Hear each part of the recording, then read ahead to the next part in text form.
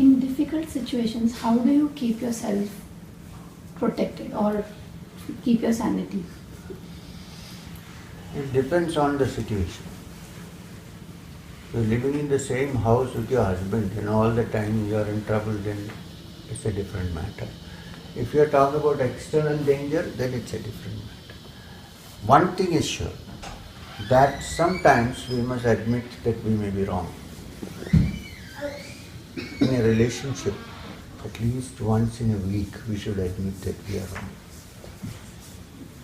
Understand? We cannot always be right unless we have reached the highest state.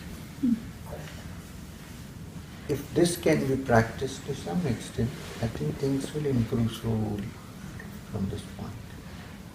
Because it cannot be that we are always right. We could be wrong. Even if somebody hears this, that you are wrong, that itself can bring about a change, unless it's chronic. If it is chronic, then recede into your inner being and be at peace with yourself. That's all you can do. Sometimes it's like that, I agree. Go into your inner being and rest there, quietly. But I always tell people, especially people who work together, married couples, don't think that you are always right. You may be wrong sometimes, that the person, husband or wife, it doesn't matter. The other person may be right sometimes. So we have to give it a little bit of scope. Otherwise, you may be living under the same roof, but you'll be two different people. Right? Now look at me. I'm a married man. Just you know that. I keep reminding it, especially to young girls, that I'm a married man. That's the best way. Nowadays in this milieu, all kinds of funny things happen. So it's better to say, oh, look, I'm a married man, I'm safe. So, what I'm trying to say is,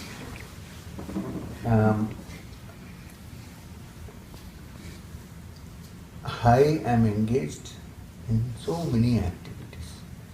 You might think that I'm always meditating. No, 24/7 I'm doing some work. It may be to do with my spiritual life or whatever, but I am, right? Not only that, I'm traveling all the time.